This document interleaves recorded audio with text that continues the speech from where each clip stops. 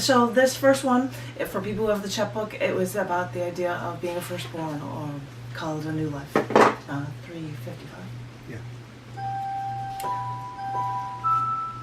A new life, a bundle of joy, your flesh, your blood, your love, your life. This little child, an individual, is yet an extension of you. A new life, a bundle of joy, your hair, your eyes, your laugh, your cry. This little child, a separate life, is yet an extension of you. A new life, a bundle of you, mirroring your smile, reflecting your love, being your life.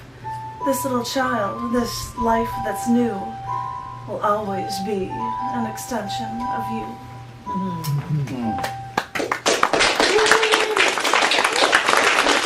I'm gonna do first. It's still stuck. I have to do my first poem I ever wrote. You're first too. I figured the next one will have to be the first poem I ever wrote. I might as well share that one. This is called Under the Sea. I'd like to be under the sea to watch the fish go swim. I'd like to squish a jellyfish and then let go of him. I'd like to grab a soft-shelled crab and take him for a walk. I'd like to hurdle over a turtle and teach dolphins to talk. I'd like to see a manatee and then go play by him. I'd like to do all of these things. If only I could swim. I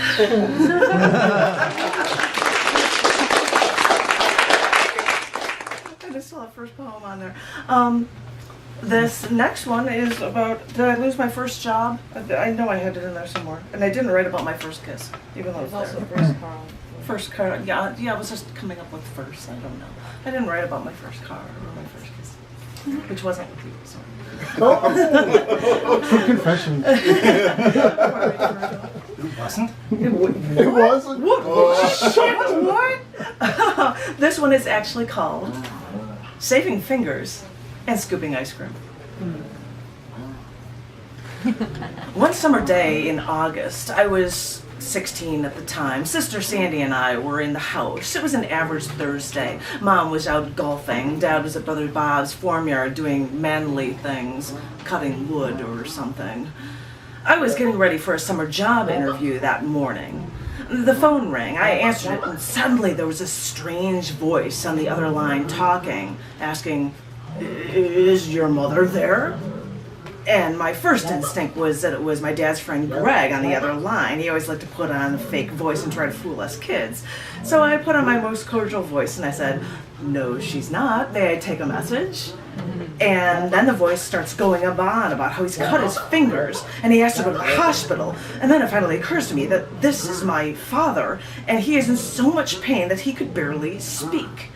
So he hangs up the phone, and Sandy and I try to call the golf course hoping to catch Mom, but she already left. And while we waited for her to come home, Dad came home to get us and bring us to the hospital with him. His hand was wrapped in a shirt, half soaked in blood. Sandy got in the wagon, but she told me to wait at home for Mom. So Dad whipped the car out of the driveway and down the road, and I stood in the driveway, suddenly alone, watching him drive away. I was so distraught. I started to cry, but I had to keep myself together because I didn't want to make it sound serious when I told Mom and make her actually more nervous. I didn't want her to cry. He cut his finger. He needs stitches, but he wasn't going to die.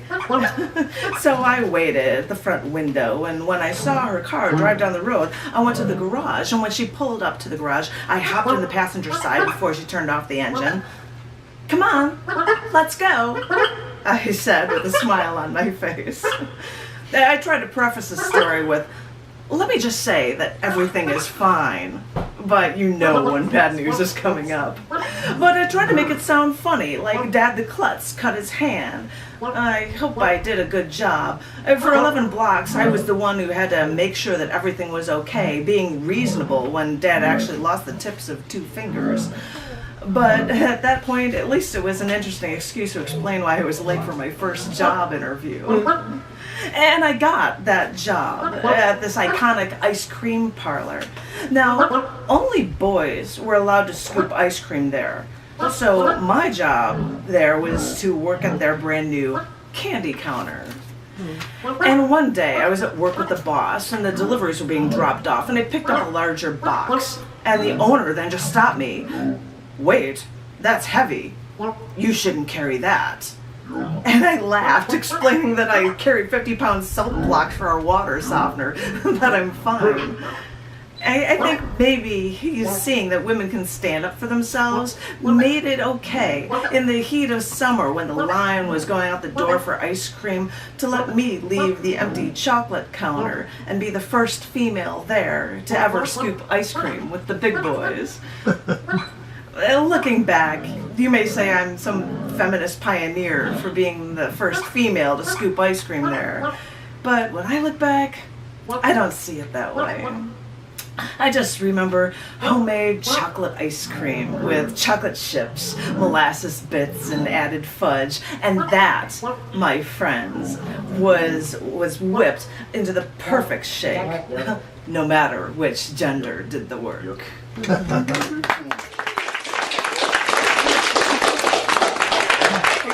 Keep that first kiss here because this next one, when I was thinking new beginnings, I thought about getting married. Premise is you get married once, you stay the rest of your life. That was my life. Well, that was my idea because I'm second. So this one is new beginnings, getting married to my knight in shining armor. Yeah. Once I got on my own, I was queen of the universe. I had a good job, and I had meaning and order and direction in my life. I used my brain, and I was invincible. I produced results. I needed no one. I thought I had it all in the palm of my hand. And once when I was driving to visit my parents, someone was texting while driving. And I saved a motorcycle's life by turning my wheels, but I couldn't save myself from two cars nearly killing me. A machine breathed for me for days. So much for being queen of the universe. All my life, I took care of myself. I still had the brains, I still had the power, but that doesn't matter when the tech market drops and you can't get or keep a job. And I suppose this is when you insert the storybook ending, where a knight in shining armor sweeps me off my feet. And it's true, though, that only when I was at the bottom that I met someone who could bring me along on a trip to the top together.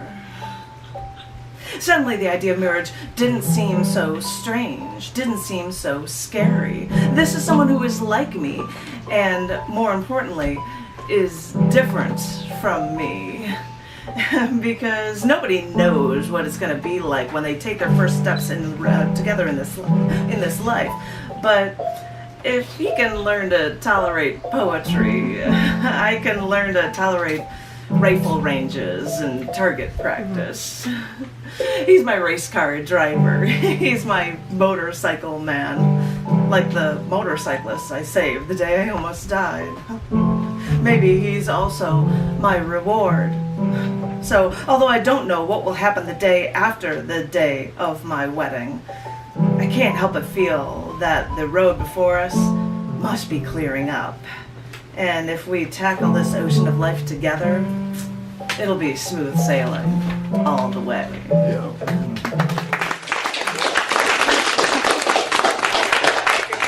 He's like actually gonna play a guitar. Yay! Where'd the guitar go? Something I know how to do. This one, I said it was talking about it first, but I talked about first time for things. Someone actually suggested this poem about doing something for he's like, this poem is called My First Time.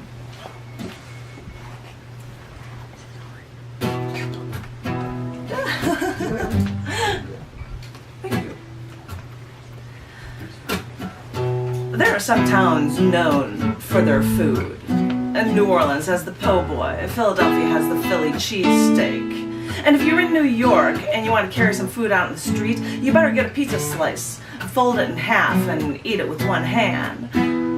And if you're in Chicago and you can't eat a deep dish pizza with one hand in the street, you'd better get a Chicago-style hot dog with yellow mustard, relish, the bright green kind, hot peppers, tomatoes, onions, celery salt, and a pickle on top. I lived in Chicago all my life, frequented the tops of skyscrapers, visited legendary blues bars. But even when I was a meat eater, I never ate a Chicago hot dog. Just ketchup, please, and I'll take the pickle on the side. I don't even like hot peppers. But when we left the planetarium today, I passed a Chicago-style hot dog vendor cart that listed vegetarian hot dogs as a choice for the Chicago hot dog. I passed it, and then I stopped. Walked back, asked for a vegetarian hot dog with everything except hot peppers. And no, ketchup is not included when you say with everything. And when I got this paper-wrapped vegetarian Chicago hot dog, I was tempted to pull the pickle away, and then they had to remind me, no, that's a part of the Chicago hot dog. So I put it all together, took a bite, and then I took another, and another. And I thought, I've been missing out on this fantastic Chicago tradition all of my life.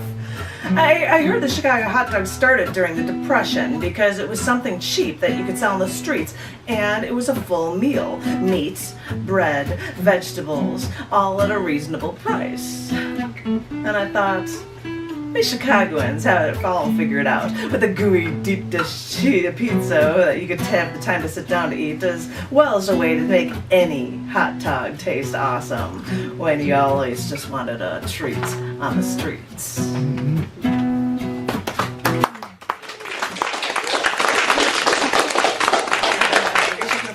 And I could have had the stuff to make Chicago hot dogs for people. We couldn't get all the stuff. Hard to find the green relish. Can't find the green relish. Yeah, that's not fair.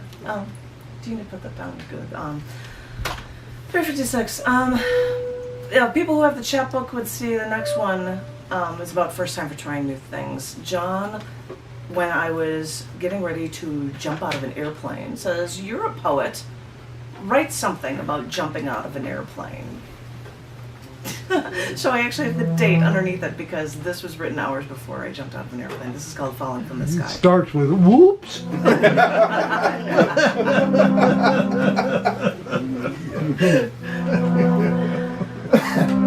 I'm taking a one-way flight today. And you know, when people say that they have a one-way ticket, you assume the plane is landing them somewhere and not flying them back.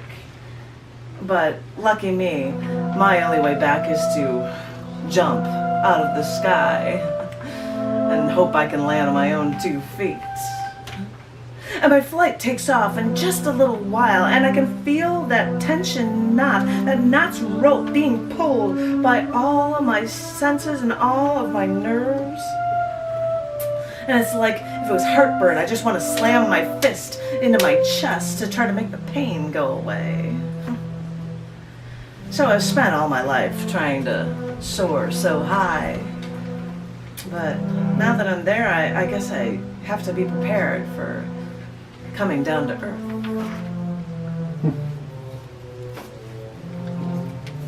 Boom.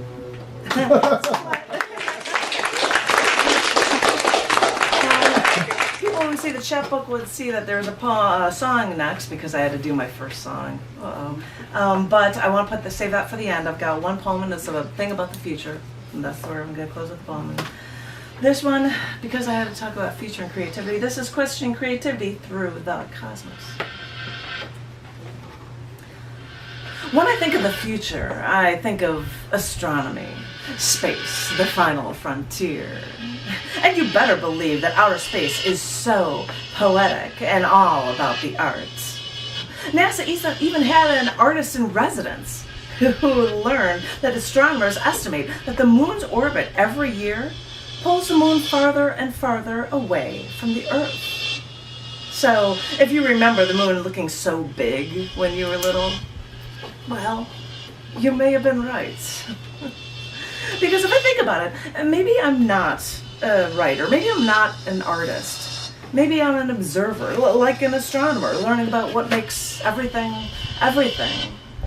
Because molecule by molecule, we originate from the stars, and that makes us all linked by stardust. And like all stargazers who love astronomy, I assume I'll never actually go into outer space. But it occurred to me, I have. You ever talked ever on the radio or ever appeared on TV? Because all of those signals are shot out into space. They continue past our Earth toward the ends of the universe. I wonder what other stars have seen and heard my poetry by now. And I wonder if anything out there can decode our signals and understand what we say. Because I keep looking at these images, like from Hubble, these mind-boggling colors of galaxies and nebulas. But NASA's Arison residents talked about those telescope photos because when images come in, they're all completely digital. A series of ones, a series of zeros, and there's no color at all. Astronomers describe the cosmos as a vast black void. So scientists guess from the data how outer space should look. So they guess from radiation data when red is hot and blue is cold to make the images look their best. These outer space images are beautiful, but now they're literally an art form. The final frontier could be creative. Look at the evidence. Imagining, imaging in astronomy, images are actually existential art. Mm-hmm.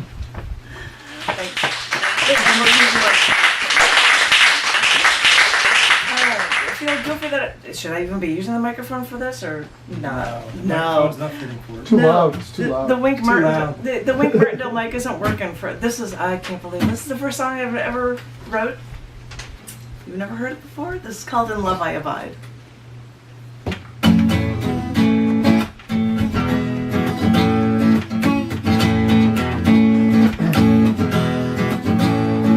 We started a commotion when you walked in the place.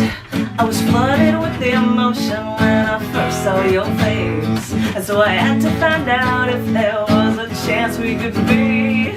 But I couldn't understand how you could only want me. And as time went by, our love grew stronger than before.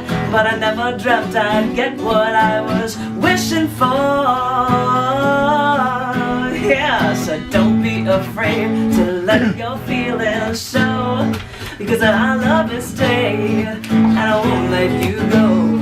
In love I abide, for to love I am bound. And I'll stay by your side with this love that I found.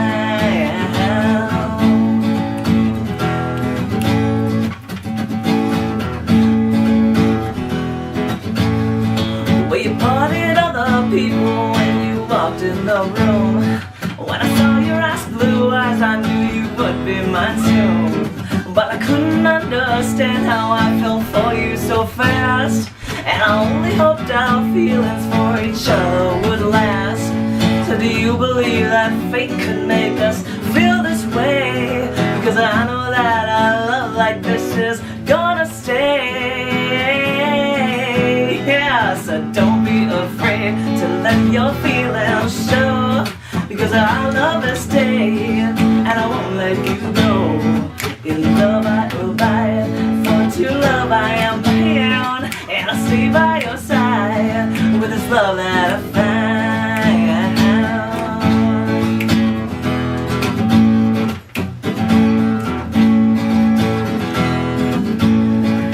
As time went by, our love grew stronger than before. But I never dreamt I'd get what I was wishing for. Yeah, so don't be afraid to let your feelings show. Because our love is stayed, and I won't let you go. In love I abide, for to love I am bound. And I'll stay by your side with this love that I found. So don't be afraid to let your feelings show. Because our love is stayed, and I won't let you go.